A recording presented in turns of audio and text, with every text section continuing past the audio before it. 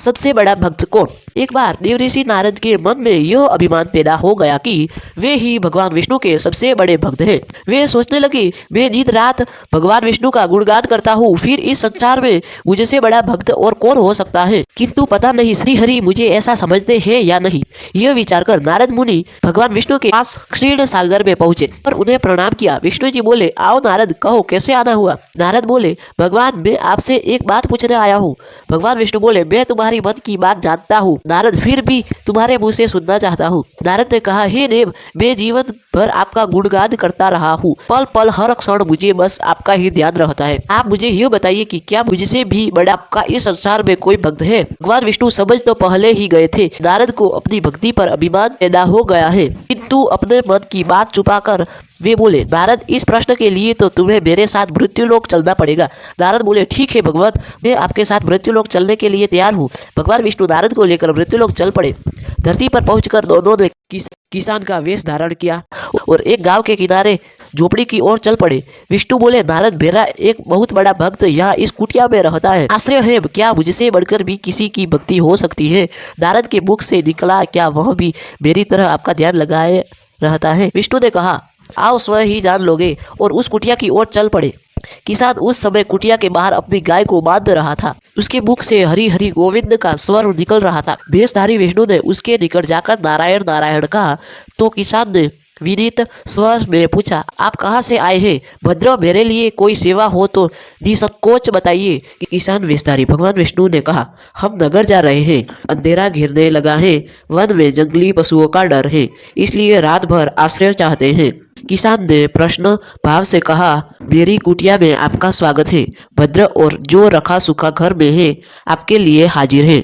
भगवान ने मुझे आप लोगों की सेवा करने का अवसर दिया है, बड़ी कृपा हुई उनकी। बाहर दालान में एक खटिया पर दोनों को बिठा कर किसान अंदर गया और अपनी पत्नी से कहा, देवी, दो अतिथि आए हैं। किसान की पत्नी उस समय अपने बच्चों को भोजन परोस रही थी। धीरे से आटे का बर्तन दिखाती हुई बोली, घर में इतना सा ही आटा है और ये बच्चे और भोजन मांग रहे हैं। किसान बोला, कोई बात नहीं, हम अतिथियों को भरपेट भोजन कराएंगे, तुम बच्चों को आज कांजी बनाकर पिला देना। नारद और भगवान विष्णु ने उन दोनों का सारा वार्तालाप सुना, फिर भी परीक्षा के लिए भोजन की थाली पर बैठ गए। जब दोनों भरपेट भोजन कर चुके तो नारद सोचने लगे, यह सीधा साधा गृहस्थ भगवान का सबसे बड़ा भक्त कैसे हो सकता है। उधर श्री हरि ने किसान से और भोजन लाने की फरमाइश कर दी। बोले, मेरा पेट अभी नहीं भरा, क्या और भोजन मिलेगा? किसान रसोई घर में गया और जाकर पत्नी से पूछा, कुछ और भोजन बचा है क्या?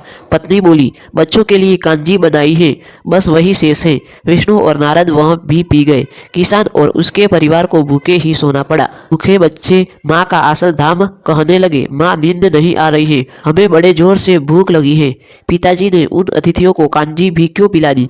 किसान ने अपने बच्चे के सर पर हाथ फेरते हुए कहा, अतिथि को भोजन कराया स्वयं विष्णु भगवान को भोग लगाने के समान है बेटा। बाहर दालान में दोनों अतिथि अलग अलग बिस्तरों पर लेटे हुए थे।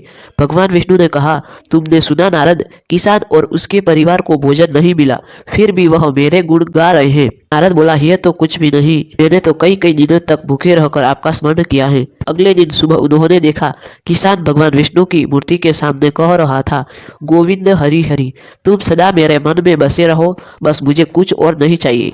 फिर दोनों अतिथियों से बोला, हरि की बड़ी कृपा है, वही जग का रखवाला है, प्रभु की दया से रात को कोई कष्ट तो नहीं हुआ। जब तक आपका जी चाहे तब तक आप दोनों यहाँ रहे, मैं खेत जा रहा हूँ।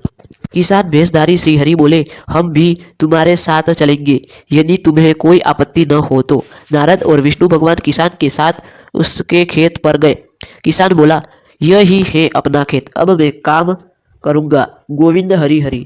नारद बोले, तुम तो सत्पुरुष हो, भगवान के बड़े भक्त हो, हर घड़ी उनका नाम लेते रहते हो। किसान बोला, अरे कहाँ, काम से जब भी थोड़ा बहुत समय मिलता है तभी उनका नाम लेता हूँ। नारद ने पूछा, कब कब मिलता है समय? किसान बोला, सुबह उठता हूँ तब, रात को सोता हूँ तब, और दिन में जब भी काम से समय मिल जाए। ओहो, समझा, नारद के मुख से निकला। दोनों जब किसान से विदा लेकर चले तो नारद ने व्यंग्यात्मक स्वर में कहा, आपने सुना भगवान वह सुबह शाम 2 बार ही आपका स्मरण करता है, जबकि मैं हर समय ध्यान करता हूँ, फिर भी आप उसे महान भक्त बताते हैं।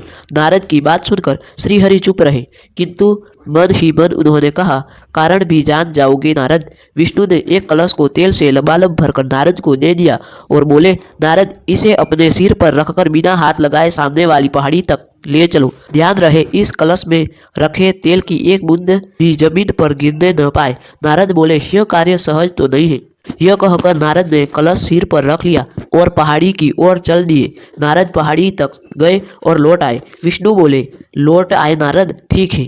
अब यह बताओ कि इतनी दूर जाने और आने में तुमने कितनी बार मेरा स्मरण किया है। नारद बोले, एक बार भी नहीं भगवान, करता भी कैसे, मेरा सारा ध्यान तो तेल और कलश की तरफ लगा हुआ था। श्री हरि बोले, तब तुम ही सोचो वह किसान दिन भर कठिन परिश्रम करता है, फिर भी 2-4 बार मेरा स्मरण जरूर करता है, और तुम एक बार भी मेरा स्मरण नहीं कर पाए। विष्णु की बात सुनकर नारद के अंतर चक्षु फूल गए। वह श्रीहरि के चरणों में गिरकर बोले, मान गया प्रभु, जो संसार के झंझटों में रहकर भी आपका स्मरण करते हैं, वे ही सबसे बड़े भक्त हैं। तो दोस्तों, आपको ये हमारी वीडियो अच्छी लगी हो, हमारे वीडियो को लाइक, शेयर एंड सब्सक्राइब जरूर करें। धन्यवाद।